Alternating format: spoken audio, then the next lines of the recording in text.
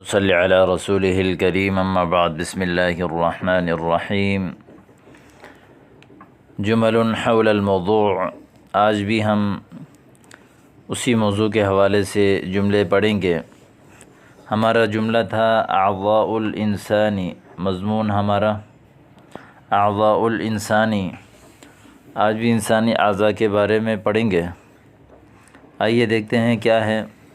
اتعرف اعضاء البدن، عرف یعرف، جاننا حمزہ استفہام کے لیے ہے، سوال یہ جملہ بنانے کے لیے استعمال ہوتا ہے۔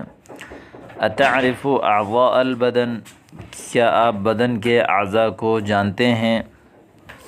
نعم وبلا شک، نعم وبلا شک، اعضاء البدن ہی انسان کے اعضاء وہ الرأس سر ہے، والرقبۃ گردن ہے، والصدر سینہ ہے، والظہر پیٹھ ہے، والیدان دو ہاتھ ہیں۔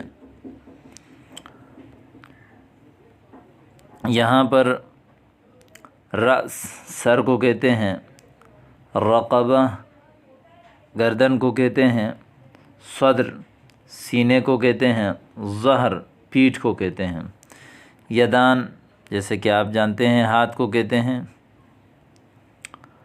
اگلا لفظ ہے والبطن پیٹ، والرجلان پاؤں۔ اتعرف الحواس الخمسہ، کیا آپ حواس خمسہ کو جانتے ہیں؟ حواس خمسہ وہ ظاہری چیزیں جن سے ذریعے سے کسی چیز کی احساس کیا جاتا ہے۔ حواس احساس کرنے والے۔ بالتاکید یقیناً کیوں نہیں، جب آپ بولیں یقیناً کیوں نہیں تو اس کے لیے جملہ استعمال ہوتا ہے بالتاکید۔ الحواس الخمس، پانچ جو حواس خمسہ ہیں جو محسوس کرنے والی چیزیں ہیں، یہ السمع، یا تو ہم کسی چیز کو سن کر محسوس کرتے ہیں، والبصر آنکھیں ہیں یا تو اس کو دیکھ کر محسوس کرتے ہیں، واللمس یا چھو کر، لمس کہتے ہیں چھونے کو، والشم یا سونگھ کر، والتذوق یا چکھ کر۔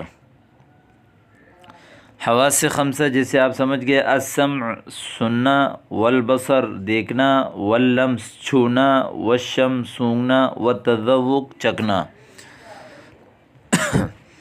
تیسرا جملہ ہے وما ہی اجزاء الرأس، سر کے اجزاء کون کون سے ہیں؟ اجزاء الرأس کالآتی، سر کے اعضاء آنے والے ہیں جیسا کہ آنے والے، الجمجمہ کھوپڑی، وفی داخلها الدماغ، اور اس کھوپڑی کے اندر دماغ ہے، جیسے ہم اردو میں بولتے ہیں نا کیا تمہاری کھوپڑی میں دماغ نہیں ہے، تو عربی میں اس کھوپڑی کو جو ہمارا جو سر کا جو پورا حصہ ہے ہڈی ہے، اس کو جمجمہ کہتے ہیں۔ وفی داخلها الدماغ، اس کے اندر دماغ ہے، والاذنان دو کان ہیں، والعینان دو آنکھیں ہیں، والجبہۃ پیشانی ہے، والحاجبان دو پلک یعنی آنکھ کے جو اوپر کا حصہ بھویں وغیرہ اس کو کہتے ہیں حاجب، والانف ناک ہے، والخدان دو رخسار ہیں، والشفتان دو ہونٹ ہیں۔ تو اس جملے میں سر میں تمام جو اعضاء ہیں ان کو بیان کیا، جمجمہ، الدماغ، اذنان، عینان، جبہہ، حاجبان، انف، خدان، شفتان۔ ان کو آپ اچھی طرح یاد کریں، اس لیے کہ یہ ہر انسان کے ساتھ ملحق ہیں اور یہ ہمیں یاد کرنا ضروری ہے۔ آگے ہیں وما ہی اجزاء الید، اجزاء جز کی جمع ہے، جز کہتے ہیں حصے کو، تو ہاتھ کے حصے، ہاتھ کے اجزاء کیا ہیں؟ اجزاء الید کما یلی، ہاتھ کے اعضاء، ہاتھ کے اجزاء جیسا کہ آگے ابھی آئیں گے آپ کے سامنے ملے ہوئے،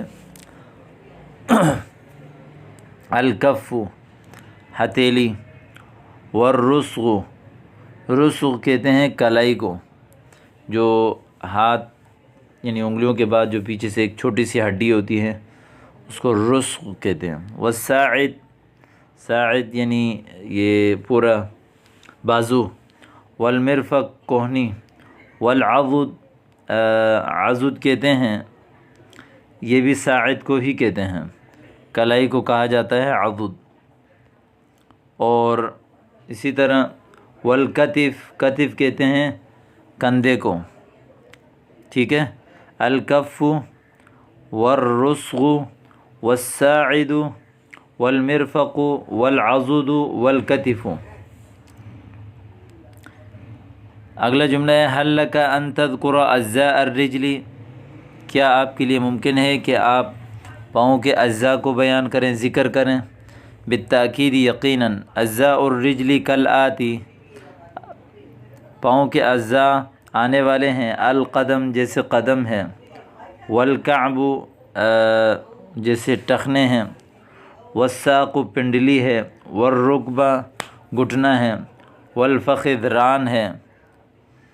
آگے ہے سمعنا ان احشاء البطن، احشاء یعنی پیٹ کے اندر کے حصے، اوجڑی وغیرہ، ان کے بارے میں ہم نے سنا، ولم نعرف، ہم نے نہیں پتہ، ما ہی وہ کیا ہے، انا اخبرک بہا احشاء البطن کالآتی، پیٹ کے جو اندر کے حصے ہیں ان کو میں ابھی آپ کو بتاؤں گا۔ المعدہ معدہ ہے، والامعاء آنتیں ہیں، والقلب دل ہے، والکبد جگر ہے، والطحال تلی ہے، والکلیتان اور گردے ہیں، والمثانہ اور مثانہ ہے۔ یہاں جو بنکریاس، اس جملے کا معنی تلاش کے بعد مجھے نہیں ملا، اگر کسی ساتھی کو مل جائے تو اس کا معنی جو ہے نا آپ مجھے کمنٹ کے ذریعے سے ضرور بتائیے گا۔ تو یہ تھے ہاتھ کے اجزاء جو آپ نے ابھی پڑھے، انسان کے اعضاء۔ آگے دیکھیں، فکن جبڑے کو کہتے ہیں فکن، اور اسی طرح مقلۃ العین یا قبۃ العین، یہ کہا جاتا ہے آنکھ کے جو ڈیلا ہے اس کو۔ اذن کان کو کہتے ہیں، اور عبرہ یا دمعہ آنسوں کو کہتے ہیں۔ حدب العین پلکیں، انف ناک، حاجب ابرو، جفن اور حلقوم گلا، کتف کندھا، شارب مونچھیں، شفا ہونٹ۔